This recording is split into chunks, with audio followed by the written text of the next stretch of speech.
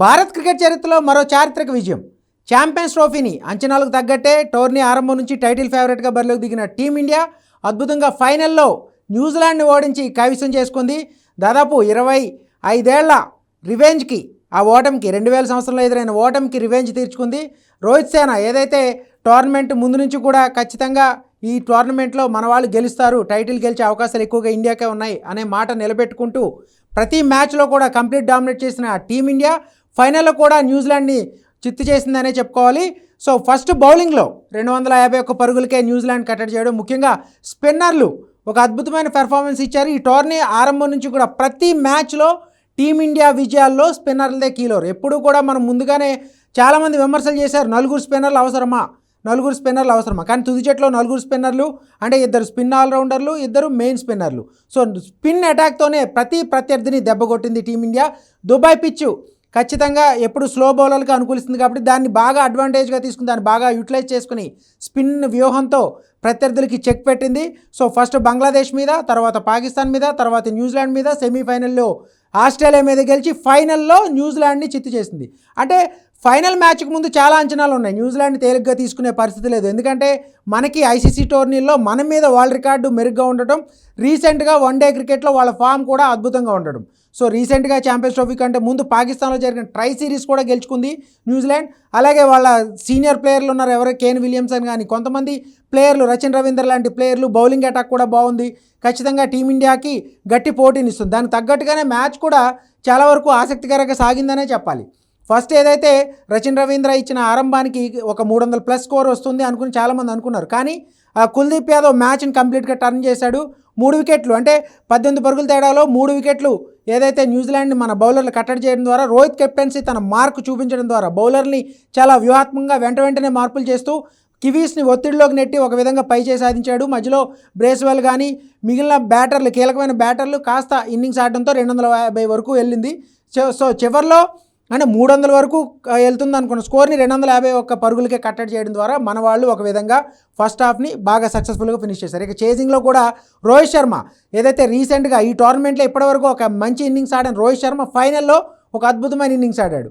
74 పరుగులు అంటే half century. Captain ముందు నుంచి నడిపించాలి. ఇలాంటి సమయంలో ఏదైతే ప్రెజర్ ఉంటుంది ఎప్పుడు కూడా, ఒక ఫైనల్లో ఆడుతున్నప్పుడు, ఒక మెగా టోర్నీలో ఒక ఫైనల్ ఆడుతున్నప్పుడు చేయాల్సి వచ్చినప్పుడు, ఎందుకంటే ఓవర్కి 5 పరుగులు చేయాల్సి రావడం, ఆ ప్రెజర్ని తట్టుకుని అంత సులభం కాదు.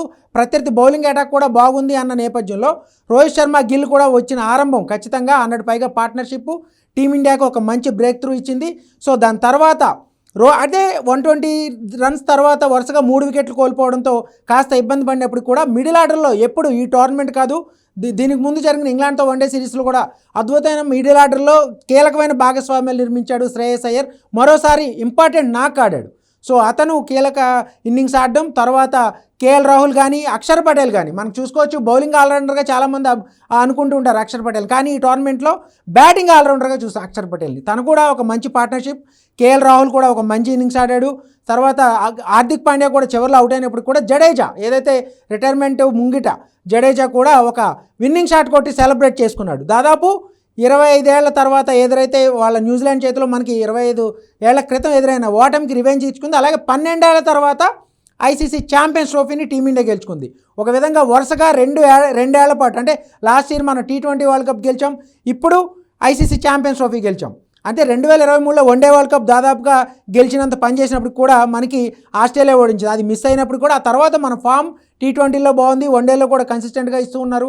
అంటే ఎక్కువ మంది ఆల్రౌండర్లు ఉండడం, కన్సిస్టెంట్ పర్ఫార్మెన్స్ ఇవ్వడం. మనం శ్రేయస్ అయ్యర్ని ఈ సిరీస్లో, ఈ టోర్నమెంట్లో ఒక అద్భుతమైన మ్యాచ్ విన్నింగ్ ప్లేయర్గా మనం ఖచ్చితంగా చూడాల్సిన అవసరం ఉంది.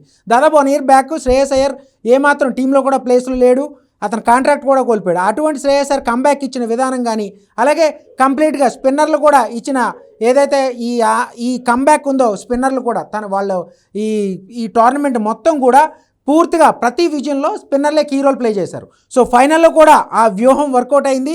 కోచ్ గంభీర్ కానీ, రోహిత్ శర్మ కానీ తమ విన్నింగ్ కాంబినేషన్ మార్చకుండా దానికే స్టిక్ అయ్యి న్యూజిలాండ్ని దెబ్బకు దెబ్బ తీసి, ఏదైతే మనకు ఐసీసీ టోర్నమెంట్లో 2019 వరల్డ్ కప్ సెమీస్లో మనకి ఎదురు దెబ్బ తీసిన న్యూజిలాండ్ని మళ్ళీ ఒక మెగా టోర్నమెంట్ ఫైనల్లో ఓడించి ఈ విధంగా ఛాంపియన్స్ ట్రోఫీ ఫైనల్ గెలుచుకోవడం టైటిల్ గెలుచుకోవడం నిజంగా రోహిత్ శర్మ, విరాట్ కోహ్లీ అలాగే జడేజా లాంటి సీనియర్ ప్లేయర్లకి వాళ్ళ కెరీర్కే ఒక గ్రేట్ విక్టరీగా చెప్పుకోవాలి. మొత్తం మీద దేశవ్యాప్తంగా అభిమానులు, క్రికెట్ అభిమానులు సంబరాలు అంబరానంటాయి.